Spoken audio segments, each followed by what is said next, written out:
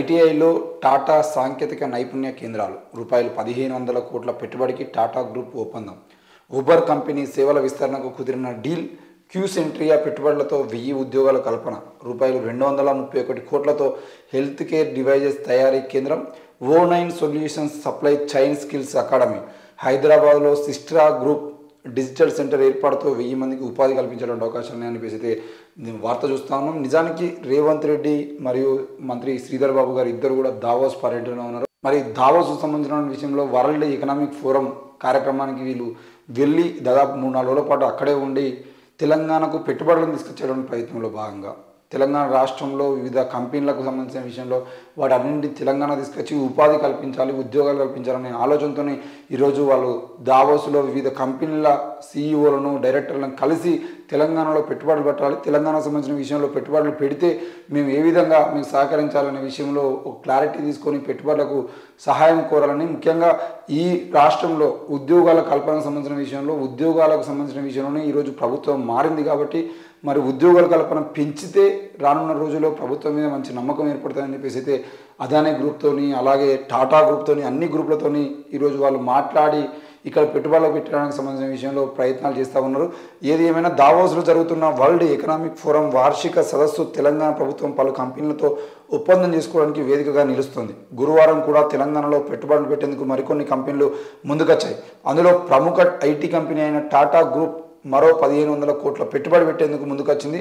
IT development services అందించే క్యూసెంట్రియా company తెలంగాణలో తమ కార్యకలాపాలను విస్తరించింది. దీనివల్ల ఐటీ రంగంలో దాదాపు 230 మందికి ఉద్యోగాలు కల్పించాలనే అవకాశం కనబడుతూ ఉంది. మరి 230 మంది అనేది చిన్న సంఖ్య అయినప్పటికీ కూడా అట్లాంటి చిన్న కంపెనీలు తెలంగాణలో పెట్టుబడులు పెట్టినా కూడా కంపెనీల సంఖ్య పెరుగుతూ ఉంటే రానున్న రోజుల్లో వాళ్ళు పెట్టుబడులు పెంచుతూ ఉంటాయి. ఈరోజు 1500 కోట్లు 2000 కోట్లు పెట్టుబడి పెడితే రానున్న రోజుల్లో వాళ్ళకి మరిన్ని సౌకర్యాలు కల్పిస్తే తప్పకుండా పెంచితే కంపెనీలు డెవలప్ అవుతూ ఉంటే మరి ఉద్యోగాలు కూడా డెవలప్ అయ్యే అవకాశాలు ఉంటాయి. కాబట్టి ఏది ఏమైనా కూడా ప్రభుత్వం ఐటీఐలో టాటా సాంకేతిక నైపుణ్య కేంద్రాలు ఏర్పాటు చేయడం కోసం టాటా గ్రూప్తో ఒప్పందం ఏర్పాటు చేసుకోవడం, అలాగే ఉద్యోగాల కల్పన కోసం క్యూసెంట్రియా కానీ లేదంటే ఉబర్ కంపెనీకి సంబంధించిన O9 సొల్యూషన్కి సంబంధించిన విషయంలో వాళ్ళందరితో ఒప్పందాలు అయితే మొత్తానికైతే వరల్డ్ ఎకనామిక్ ఫోరం వేదిక ఏదైందో అది మన రాష్ట్రంలో పెట్టుబడులకు వేదికగా మార్చేటువంటి ప్రయత్నం అయితే రేవంత్ రెడ్డి చేస్తున్నాడు. ఎందుకంటే ఆయన కొత్తగా ముఖ్యమంత్రిగా ఏర్పాటైంది కాబట్టి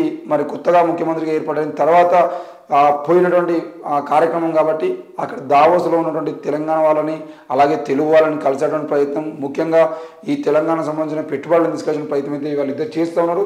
మెరుగవుతున్న తమ్మినేని ఆరోగ్యం. వెంటిలేటర్ను తొలగించిన ఏఐజీ వైద్యులు. సాధారణ స్థితికి బీపీ పల్స్ స్థాయి. మంత్రులు బట్టి, పొంగులేటి, సిపిఐ ఏపీ కార్యదర్శి విఎస్ఆర్ సహా పలువురి పరామర్శం. మొత్తానికైతే తమ్మినేని వీరభద్రం సంబంధించిన విషయంలో ఆయన ఆరోగ్యం విషమంగా ఉంది. ఖమ్మంలో ఉన్నటువంటి డాక్టర్లు పట్టించుకోకపోవడంతో పట్టకపోవడంతో ఈరోజు హైదరాబాద్కి తరలించడం జరిగింది. ఆయన మొత్తానికైతే మొదటి 24 గంటల పాటు ఆయన ఆరోగ్యం సీరియస్గా ఉంది. ముఖ్యంగా ఆయన శరీరము ఆ వైద్యానికి సహకరించట్టు అని చెప్పేసి అయితే ఏఐజీ అధికారులు చెప్పడం జరిగింది. మరి కాంగ్రెస్ ప్రభుత్వంలో ఉన్నటువంటి నాయకులు కూడా, ఎందుకంటే కమ్యూనిస్టు నాయకులతో పొత్తు పెట్టుకుని ఈరోజు ఎంతో కొంత మెజారిటీగా బయటపడేటువంటి కాంగ్రెస్ పార్టీ తప్పకుండా ఈరోజు ఆ తమ్మినేని ఆరోగ్యాన్ని కాపాడుకోవడం కోసం అయితే ప్రయత్నం చేసింది. నిన్న బట్టి విక్రమార్క అలాగే ఆ పొంగులేటి శ్రీనివాసరెడ్డి అయితే అక్కడ పోయి బట్టి విక్రమార్క వాళ్ళందరూ అక్కడికి చేరుకొని మరి తమ్మినేని ఆరోగ్యం గురించి ఆరా తీయడం జరిగింది. ఆరా తీయడమే కాకుండా ఏఐజీ డాక్టర్లు ఎవరైతే ఉన్నారో వాళ్ళతో మాట్లాడి తప్పకుండా ప్రభుత్వం నుండి మేము సహాయం అందిస్తాం, మీరు తమ్మినేని ఆరోగ్యాన్ని జాగ్రత్తగా కాపాడుకోవాల్సిన అవసరం ఉంది అని చెప్పేసి చెప్పడం జరిగింది. ఎందుకనంటే ఈరోజు సిపిఐ పార్టీ నుండి తమ్మినేని ముందడుగు వేసి సహకరించినటువంటి పరిస్థితి మనం చూసినాం.